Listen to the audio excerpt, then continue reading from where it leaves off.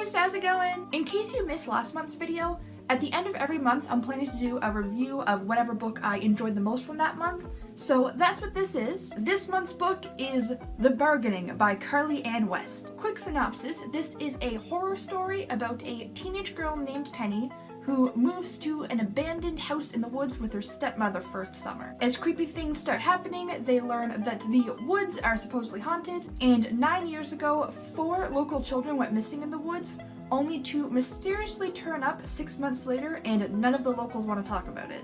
So my thoughts on the plot are that it is unbelievably cliche, in case that synopsis didn't already give that away. Our main character is a teenage girl who's a moody loner. She recently had a traumatizing event, and her divorced parents and way too young, in her opinion, stepmother don't understand her. The closest thing she has to an adult that she relates to in her life is the photography teacher, because of course her 2 hobbies are journaling and photography, which come up a million times in the story. There's a ton of flashbacks that are told through journaling, and a lot of things are revealed through her taking pictures of them. Her stepmother is a real estate agent who just bought this abandoned old house at a suspiciously good price, and she's planning to fix it up, I think turn it into a bread and breakfast. And there's a tiny town where everybody knows each other, every store is somebody's first name, like Rip's convenience store and I can't remember her name, Roberta's groceries, and they hate outsiders. Now, this could probably be describing about 40 million books. The plot really isn't anything special. There's nothing kind of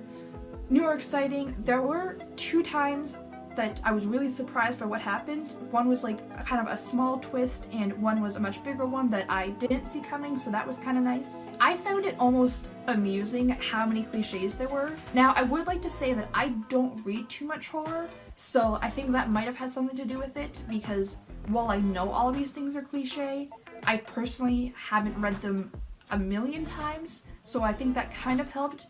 But regardless, I did find the plot pretty enjoyable. My biggest complaint is it did wrap up really quickly at the end. There was one point at almost the end of the book where I felt like the story could have stopped. It would have been an abrupt ending, but it would have fit in with the horror element. But then there was another, I think, 2 chapters, and they kind of set it up like they were gonna explain a lot of the unexplained things and tie up all the loose ends, but they didn't. It just ended it on like a different abrupt ending. So I found that was kind of unnecessary, wasn't really a big fan of that, but I was still fairly satisfied. Unfortunately, the characters themselves were also incredibly cliche. Like I said, our main character is a teenage girl who's moody and a loner, and she's nothing special. Her parents don't understand her. Her dad is a businessman who's away on work often, and her mother, who she lives with, is kind of tired of her and fed up with her. Her stepmother is, like I said, very young, way too bubbly, and just one of those people that's so positive it's annoying, but to be fair, it is well written. And because the character's supposed to be that way, I personally didn't feel annoyed with it. The love interest is tough, rugged guy who has a mysterious past and you don't really know what all he's thinking.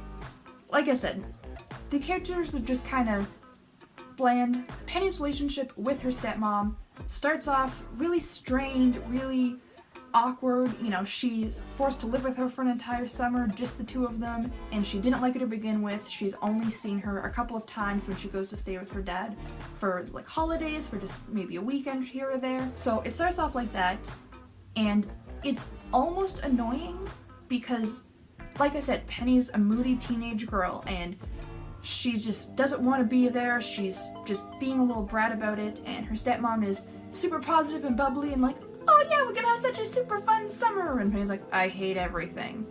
So that's kind of annoying, but the relationship does develop, and I thought that they did a good job at developing that relationship.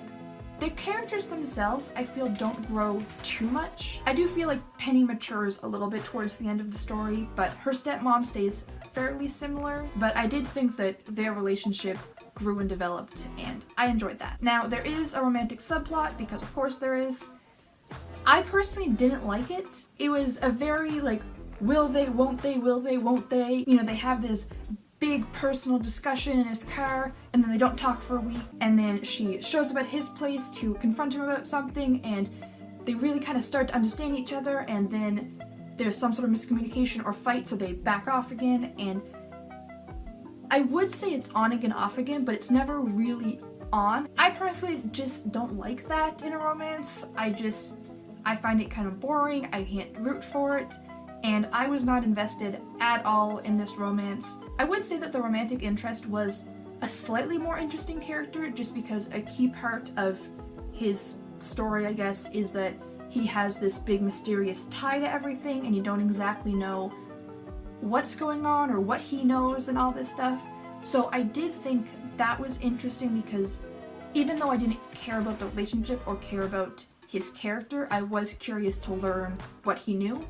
So that was a positive. The thing that I liked the most about this book, though, was definitely the writing style. Even though it used every cliche in the book, it wasn't too heavy on those really overdone metaphors and, you know, there's certain like keywords that are just always in horror. I found that it wasn't too fluffy or too wordy. Of course, there was the occasional kind of overdone bit here and there, but I found that the author really didn't lay it on too thick, which was a nice surprise. It was written in first-person point of view, and I thought that the narrator's voice was so well done. The writing style just really suited the narrator, the voice felt really genuine, and it added the perfect amount of insight to the character. Honestly, I think that without that, I would have disliked Penny a lot more, because like I said, she's a moody teenager, and as an adult, I find that behavior annoying, but because we were inside her head and all of the insight we got, her actions were very understandable. Like, she was kind of fighting with her stepmom and being argumentative, but kind of seeing her point of view of it,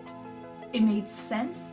Enough that you kind of understood where she was coming from, even though you didn't necessarily agree with what she was doing. And I found this especially helped build her relationship with her stepmom, because throughout the novel she does try to treat her a bit better, and she doesn't always succeed in it. Because we're inside her head, when she did have those moments, you know, we got to see that she was thinking, okay, maybe I shouldn't have done that, and learning. So I did find that the narration style and a point of view really made the main character a lot more likable. I think a big reason of why I enjoyed this book so much is because it definitely succeeded in creeping me out.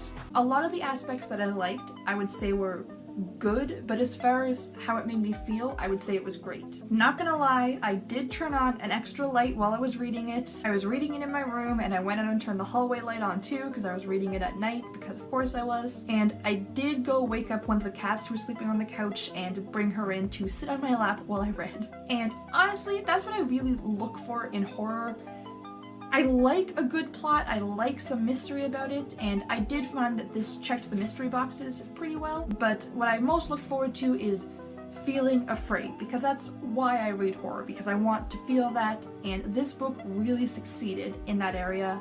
Also, I couldn't put the book down. I read it all in one night. I was only planning to read a couple chapters before bed, and then I didn't stop reading it. So the book definitely gets bonus points for that. So my final thoughts on this book.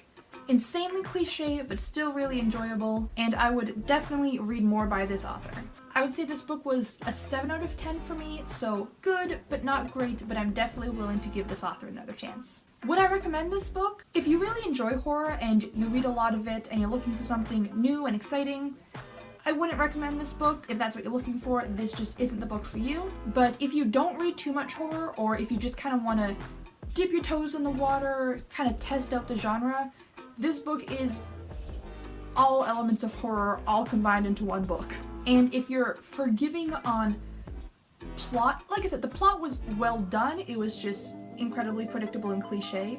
So if you're the kind of person that's really forgiving with that, I do think you might enjoy this book, and I would recommend giving it a try. I would say though, either way, don't go in with your expectations too high, because where this book is good, I wouldn't call it great. So that's all for today. Again, The Bargaining by Carly Ann West. I'm going to leave a link to its Goodreads page down below if you want to check it out and maybe get more opinions. If you enjoyed this video, please click the like button so I know, and if you want to see more, don't forget to subscribe. I make videos every Wednesday and Saturday, usually reading or writing related, and I'm planning on continuing to do monthly reviews. So if that's something you like, stick around. So I hope to see you guys next time, and until then, have a great day. Bye!